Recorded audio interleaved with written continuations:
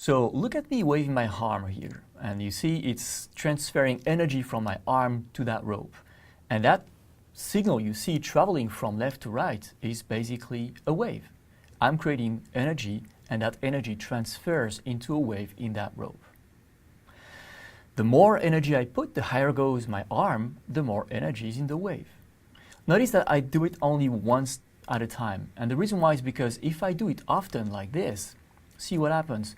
The energy bounces at the back into my rope, and that is something, a phenomenon we'll have to work with Wi-Fi, which is called reflection, and that derives in another thing which is called multipass. We'll come back on that. In radio waves, of course, you're not waving a rope, but you have an antenna. And in the antenna, because you use alternative currents, the electricity of the current goes up and then goes down, and then goes up and goes down every halfway of the cycle.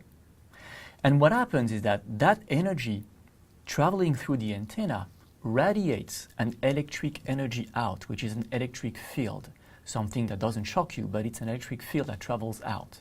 And that electric field is the energy we're talking about. So depending on where you are in your cycle, the energy will be positive or neutral or negative or neutral or positive, etc. And this is the electric wave we are working with Wi-Fi. So to work with Wi-Fi, you need to understand waves a little bit. And you need to be able to describe them to understand how much energy they carry, to understand what characteristics these waves have. One way to describe the wave is to talk about its size, its energy, and this is called the amplitude. The amplitude is the measure of the size of the wave, the amount of energy it carries. It is measured from the bottom to the top. You will see some other measurements where they take a reference at the middle, which is the neutral point, and they show the difference between that neutral point and the top or the bottom. It doesn't matter. You can use one system or the other as long as you understand that the energy of the wave, the amount of energy, is that amplitude.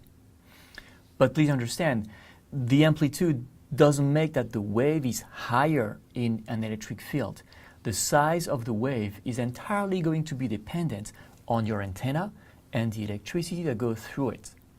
More energy is not going to result in a higher or bigger wave, but it's a nice way to represent it. And a way to understand that analogy is to take another example. Imagine that you want to represent that guy playing sound, and this guy is playing sound softly. So you may be representing the notes coming out of the speakers like small notes, like this one, tiny notes. But imagine that you want to represent the sound being louder. How are you going to represent that? Well, the best way is to just represent bigger notes, like this. But of course, the notes themselves are not bigger, right? It's just a concept. It's just a way to represent that the sound is higher. So for my amplitude, it's the same logic. My wave doesn't really change. It doesn't become higher. But we use that representation to show that there is more energy in that wave. So the higher the amplitude, the more energy we want to represent in that wave. So amplitude is one thing. Another characteristic is to talk about time. If you talk about time, you may want to sit at a point and then measure at that point how the wave is passing near you.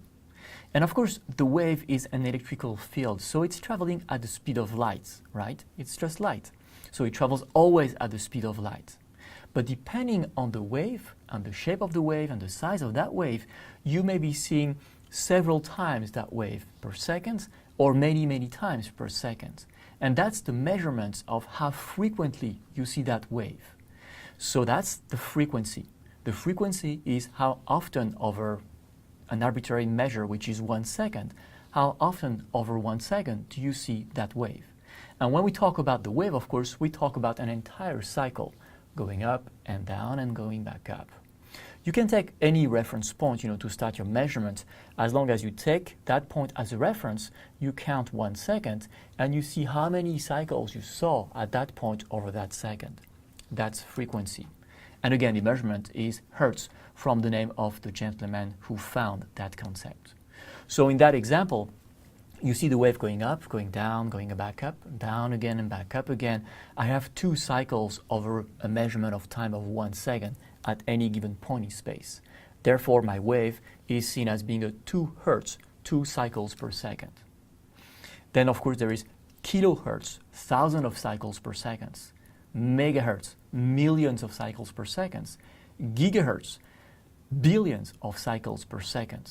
In Wi-Fi, we'll be working most of the time at the gigahertz scale. Billions of times we will see a wave per second. So that's measuring the amplitude for the energy. Then how many times you see that wave passing, again, at the speed of light, right, at any given point. But you can also look at that cycle and measure it in space.